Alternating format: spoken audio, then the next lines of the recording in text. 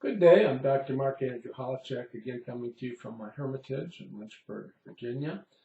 And today I'd like to talk to you about the work, and by work I mean the books, interviews and so forth of Annette Gordon-Reed, the Harvard historian, who has done everything to promote the notion that Thomas Jefferson had a sexual relationship with Sally Hemings, which, as you know by now, is taken as factual by the folks at Monticello as they force feed the narrative that Jefferson fathered all of Sally Hemings' children.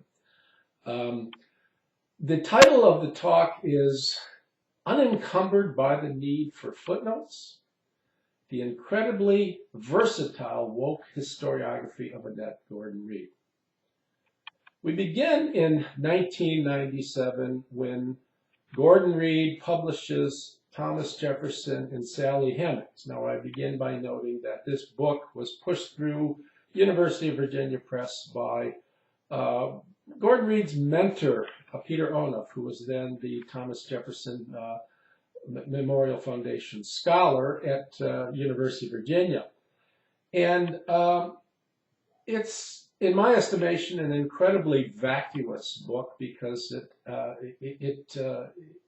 she entertains an incredibly vacuous thesis, the notion that it's possible that Jefferson had a relationship with Sally Hemings.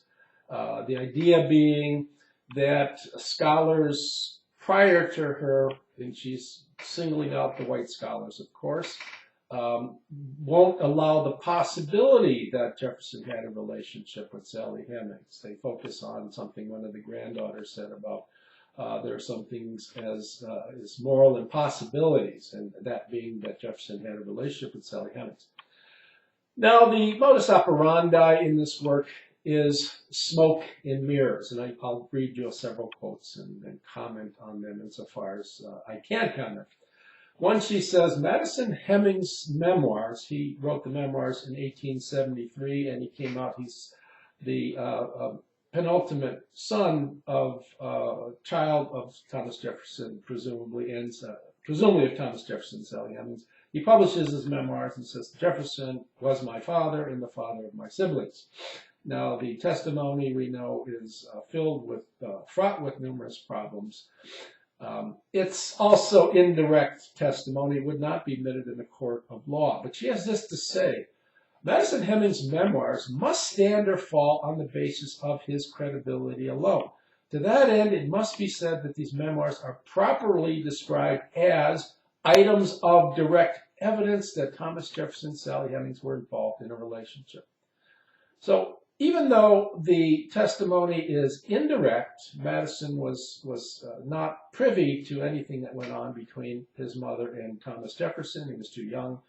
She's decreeing that these must be taken as direct evidence. Now, why? Of course, the reason is if you don't take it as direct evidence because he had black blood in him, you're a racist.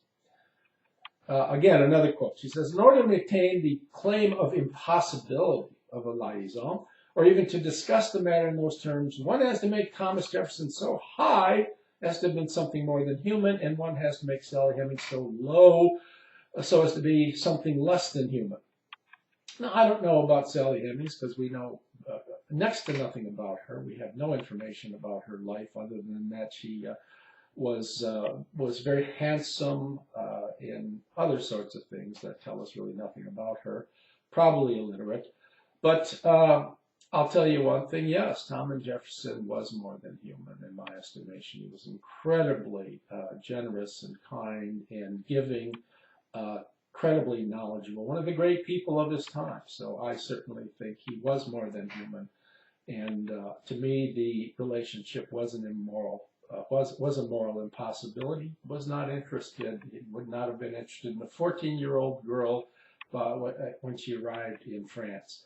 Okay, now she comes up with this wall of proof quote. She says, some scholars and commentators who almost invariably approach the subject of Thomas Jefferson and Sally Hemings in a defensive posture have demanded that every brick of evidence that the two might have had a relationship amount to its own individual wall of proof.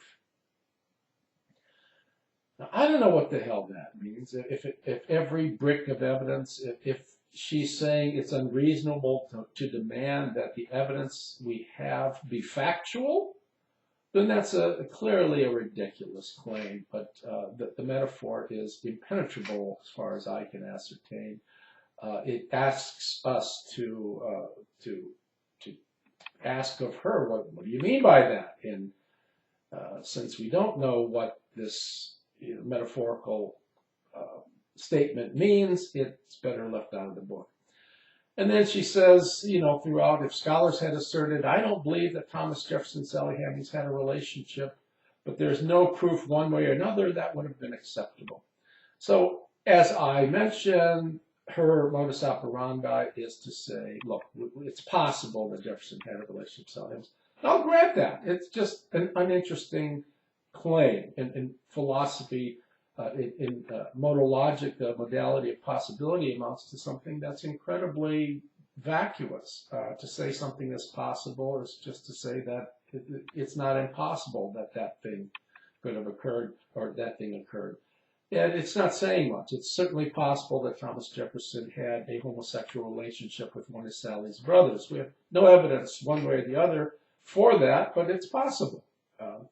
It's possible that Thomas Jefferson he said he loved books. It's possible that Thomas Jefferson, masturbated when he looked at books, read books and stuff.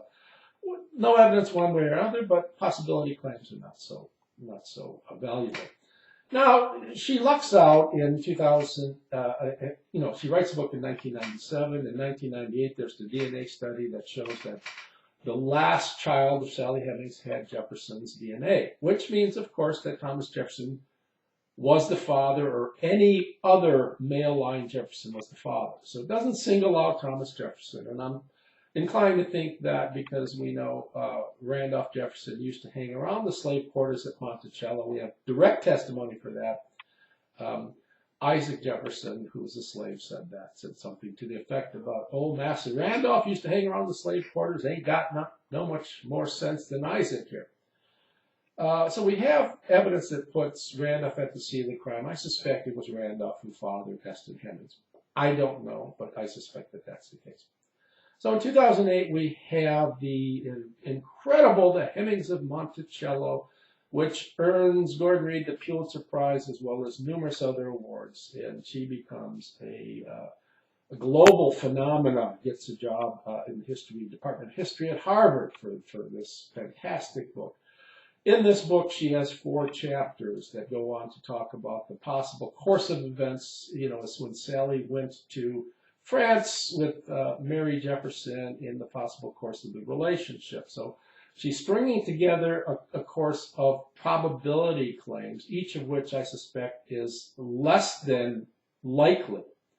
And anybody knows a little bit about probability theory, when you string together a number of claims that are improbable, you get something that is a narrative that is impossible, or next to impossible. Now she begins, how is it possible to get at the nature of the relationship between a man and a woman like Jefferson and Hemings when neither party specifically writes or speaks to the others about that relationship or their feelings? This is an obvious acknowledgement by Gordon Reed that we have no writings, no letters, nothing, no testimony of a relationship. So what she's admitting, in effect, is I have no evidence for anything that I'm going to say, so I'm just going to work by surmise. And by working by surmise, she wins the Pulitzer Prize. And here's another quote that I like. So part of the surmise means she's just got to fill in the blanks with her own intuitions. And she asked the question, when Jefferson was president, why wasn't Sally Hemings taken along with? He loved her so much and had to be with her. Why didn't she go to Washington with Thomas? She says, living with her any place other than Monticello would have caused all sorts of complications, not the least of them cute babies running around who look just like him. That is the sort of history we do here, complete surmise.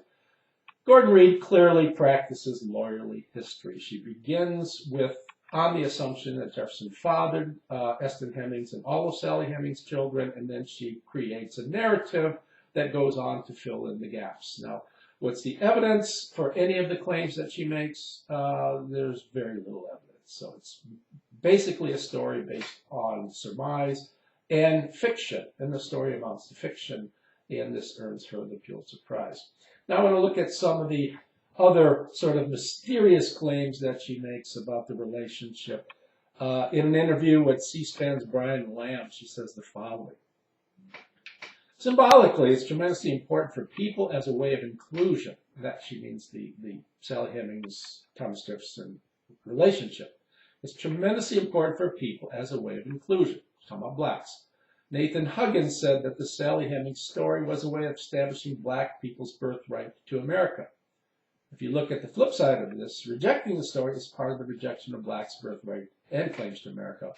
So people invest a lot in the topic and the subject. So in effect, what she's saying is the importance of the relationship is that if Sally Hemings had a relationship with Thomas Jefferson, then we can link black people to the founding of the country, because she becomes somehow, in some mysterious way, an important figure. Perhaps she was really the brain behind everything Thomas Jefferson did after they met in Paris when she was 14. That everything he did thereafter was really a result of intellectual consultation with Sally Hemings. So it's really, it's a silly claim once again. My Ukrainian people, let's hope Ukraine can last in this war with Russia. None of my Ukrainian people can be linked with the founding of the country, to the best of my knowledge. None of the females in my ancestry had sex with Thomas Jefferson or anybody of Jefferson's bloodline. I don't feel in the least that that makes me less than an American. So I think the claim is silly, and I think that black Americans should be sort of incensed or bothered by the notion that they're not legitimate Americans if the relationship did not happen. Now, here's another quote that she has, and I call it her moonwalking. And she says, the results of a DNA test that was conducted after I wrote the book, 1 year later, came in to suggest that one of the descendants of Sally Hemings was, in fact, Jefferson. And so it led a number of people, myself included, to come to the conclusion that, coupled with the information that I write about, and, putting the DNA test together, that, here's the first claim, the story is true, comma, 2, as well established as most, dash, 3, implicitly as well established as many more things in history have been established. So what has happened is that a sort of intellectual discussion about this topic has been supplemented by science in a way that, is sort of unprecedented. So I want you to focus on here. She starts off with the story is true, then she backtracks. No, it's not quite right. The story is as well established as most other stories in history. No, that's not quite right. She goes, no, the story is as established as many more things in history have been established. What's the point of backtracking it each time? Well, she knows that the claim the story is true is a false claim. It's an exaggeration. She can't get away with that. If this is not an admission that she's writing fictive history, I don't know what is. Then she has this great wokist claim. She says, talking about people visiting Monticello and being put off by hearing everything about slavery and Sally Hemings. Some people come here to Monticello and say, I didn't come here to a slave plantation to hear about slavery. And she adds, there's nothing to do but keep pushing back. The idea is you may not be comfortable with hearing about Jefferson's racism, about Jefferson's hypocrisy, about Jefferson possibly raping Sally Hemings, but we're going to shove it down your throat anyway. This is the wokeism. This is the 1619 thesis bullshit that, if you're a white person, somehow you're an oppressor. If you're black, you're being oppressed. This is the sort of crap that people are shoving down our throat that distinguishes us based on our race. And the revisionist sort of history, the wokist revisionism that is destroying this country. Now, I love this quote, and this is the motivation for the title. She says, in the end, it'll probably be left to novelists, playwrights, and poets, unencumbered by the need for footnotes, to get at the ultimate meaning of the story. That effort, done in the right way, will yield universal truths as important as real as any to be found in history books. So it's an astonishingly a ludicrous claim is that, you know, the approach of gleaning information, gleaning facts, and looking at all different sorts of accounts in the secondary literature and trying to figure out what is true and what is not true, that is just a waste of time. We need to appeal to novelists, playwrights, and poets. These people will give us, we don't care about the footnotes, doing the research. These people will give us the ultimate meaning. It will yield universal truths. So if that's not frightening, I don't know what is. The fact that, okay, that tells us everything about the historiography that she embraces. She doesn't care about facts, doesn't care about gleaning, doesn't care about doing the dirty work, gleaning information by digging, reading, and studying sources. It's a matter of just making things up. And again, for that, she has won several awards, including the Pulitzer.